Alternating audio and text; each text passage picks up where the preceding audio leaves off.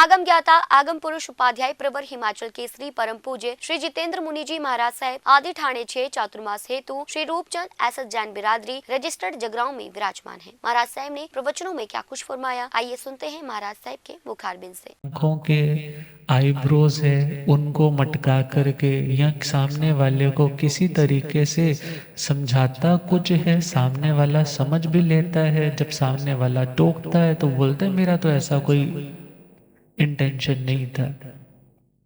Means जिसके अंदर सरलता आ गई है, फिर वो शारीरिक दृष्टि से भी किसी को किसी भी रूप में चीट करने की कोशिश नहीं करता। पहला पॉइंट है।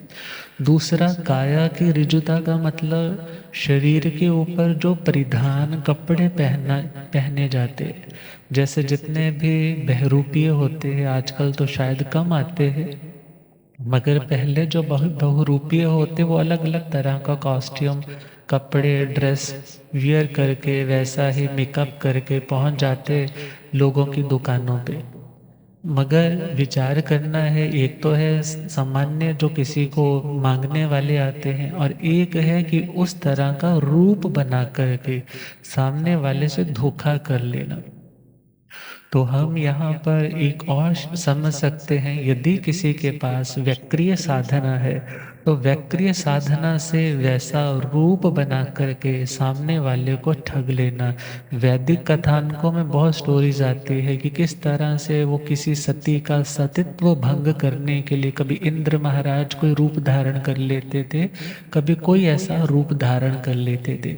मीन्स वो अपनी काया के माध्यम से और काया के ऊपर पहने जाने वाले कपड़ों के माध्यम से किसी को ठगते नहीं है। और हम देखें, रावण ने भी सन्यासी का वेश धारण किया था, मगर वहाँ प्रयोजन क्या था? सीता का अपहरण करना। तो वो रावण की काय देखा जाए ऋजुता नहीं थी, सरलता नहीं थी, बल्कि उसका वो पहरावा छलावे वाला था। तो जो व्यक्ति सरलता की साधना करेगा, वो व्यक्ति अपने शारीरिक किसी आकृति, किसी इशारे या किसी परिधान विशेष के माध्यम से किसी को अपने चंगुल में फंसाने की कोशिश नहीं करता। दूसरा पॉइंट है, भाव से भी ऋजुता आ जाती है। उसमें भावों से ऋजुता मीन्स भीतर से उसके ऐसा ख्याल ही नहीं आता।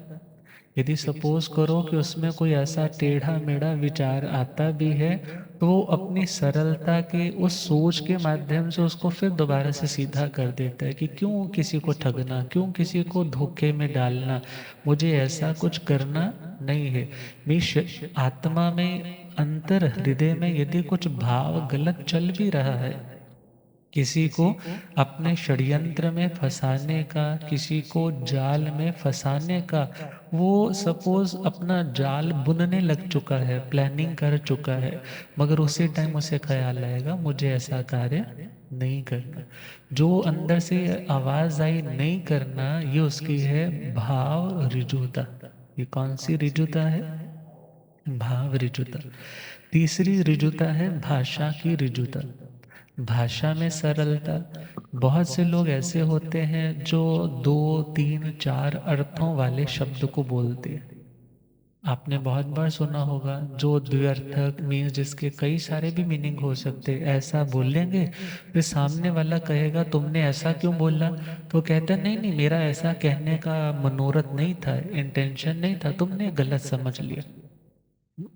बल्कि वो स्वयं समझाना गलत ही चाहता था, मगर जब सामने वाले ने ताड़ दिया, सामने वाले ने उसको थोड़ा फटकार करके बोला, तो वो मुकर जाता है कि मेरा ऐसा कहने का भाव नहीं था।